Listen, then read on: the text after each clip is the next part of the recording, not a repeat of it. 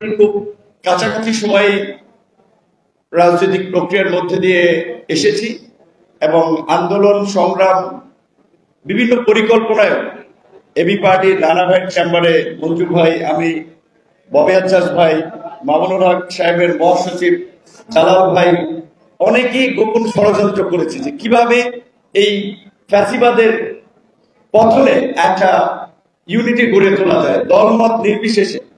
আপনার general public কিংবা আলেম ওলামা, ছাত্র, শিক্ষকদেরকে বিভিন্ন ফ্রন্টে মুভমেন্ট করা যায়, এটা আমরা একসাথে অনেক আলাপ আলোচনা করেছি। এমনকি এই আন্দোলনের মাঝখানে একটা ছবি সম্ভবত 17 তারিখে, 17 জুলাই, যেদিন আমরা গায়েবানা জানাজা করেছিলাম, আমরা 3 দিক থেকে 3টা মিছিল আমরা আনকনসিয়াসলি আসলে একত্রিত হয়েছিলাম। যদিও পত্রিকায় নিউজ করেছিল যে লাইক আমরা কোনো হয়তো প্ল্যান করে করেছি কিনা, কিন্তু প্ল্যান করে না, মিছিলে একত্রিত হওয়া।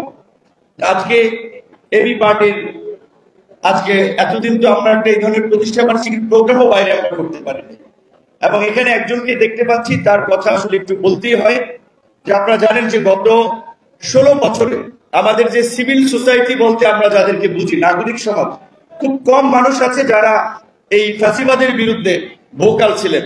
দিলারা চৌধুরী তাদের মধ্যে একজন, এবং সে আমাদেরকে এবি পার্টিকে প্রত্যেক প্রোগ্রামে অনুপ্রাণিত করেছেন। আমার একটা আফসোস, আমি অনেকে পার্সোনালি বলেছিলাম, দিলারা চৌধুরীর অ্যাডভাইজার হওয়ার কথা ছিল।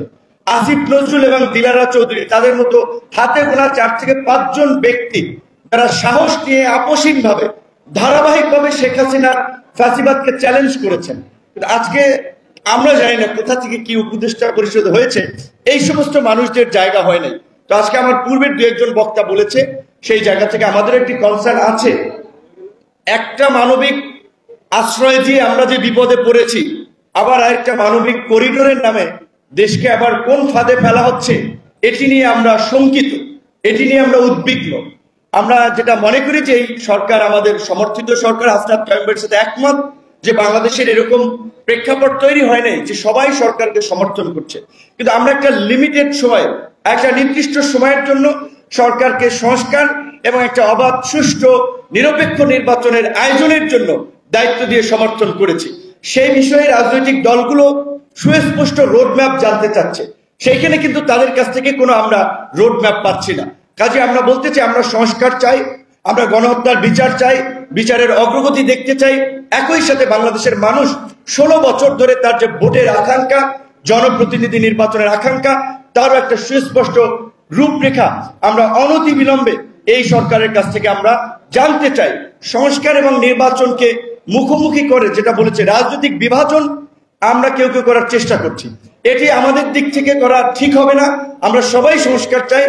নির্বাচিত সরকারের বিকল্প নাই।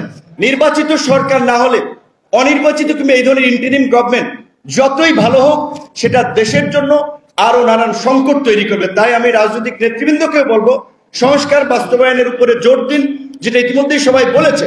যেখানে আমরা ঐক্যমত হই, ঐক্যমতের ভিত্তিতে একটা জাতীয় সনদ প্রণয়ন করে আমরা দ্রুতই বাংলাদেশের গণতান্ত্রিক অগ্রযাত্রায় একটা নির্বাচনের দিকে যাত্রা করি, এবং সরকারকে সেই বিষয়ে অবশ্যই একটি সুস্পষ্ট রোডম্যাপ দিতে হবে। এবি পার্টির প্রতিষ্ঠা বার্ষিকীতেও আমরা রাজনীতিবিদদের সামনে এই প্রত্যাশা করছি। ধন্যবাদ।